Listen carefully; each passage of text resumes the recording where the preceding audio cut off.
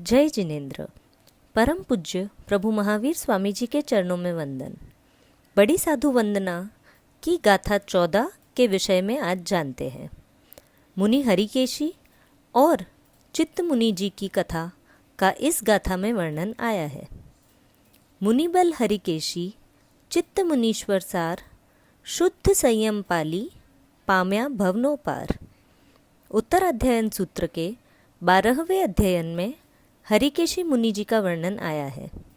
गंगा के तट पर रहने वाले बलकोट्ट नामक चांडाल की पत्नी गौरी की कुक्षी से हरिकेश बल का जन्म हुआ।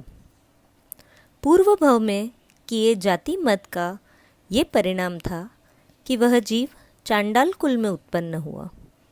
पूर्व जन्म में वह गजपुर नगरी में सोमदेव पुरोहित के नाम से जाना जाता था और अपने ब्राह्मणत्व के मद के कारण नीच गोत्र का बंध कर लिया था। हरिकेश बल कुरूप, काला कलूटा, विकराल एवं बेडौल शरीर कृति वाला था। वह साथी बालकों के तिरस्कार का पात्र था। साथ ही अशुभ कर्मों के उदय से वह स्वभाव का भी कठोर एवं उग्र था। सभी के साथ क्लेश ही करता था। इससे माता पिता भी बहुत दुखी थे। एक बार सभी चांडाल मिलकर वसंत उत्सव मना रहे थे। भोजन शुरू ही होने वाला था कि हरिकेशी बल ने अन्य बालकों के साथ झगड़ा मचा दिया। उसे पंक्ति से बाहर कर दिया गया और बाकी बच्चों के साथ खेलने से भी रोक दिया गया।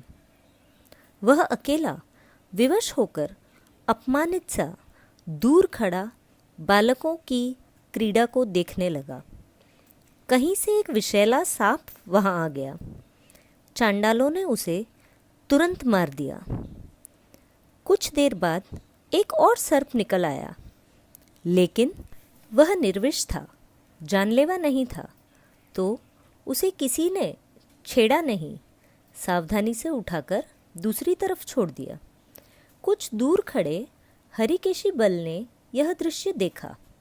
मन में विचार आया कि प्राणी अपने ही दोषों से सर्वत्र तिरस्कार का पात्र बनता है। मैं सांप के समान क्रोध रूप विष से भरा हूँ, तभी सभी का व्यवहार मेरी तरफ ऐसा है। यदि मैं भी निर्विष सांप की तरह होता तो मुझे कोई तिरस्कृत नहीं करता। वास्तव में व्यक्ति अपने ही गुणों से अपमानित या सम्मानित होता है। सोचते सोचते जाति स्मरण ज्ञान उत्पन्न हो गया। संसार की असारता को समझ लिया, विरक्त हो गए और वैराग्यपूर्वक प्रवज्ञा ग्रहण कर ली। मुनि बनकर वे देहासक्ति एवं देहभाव को छोड़कर तप संयम में लीन हो गए। उत्कृष्ट तपस्या के कारण उन्हें कई शक्तियाँ एवं लब्धियाँ प्राप्त हो गई।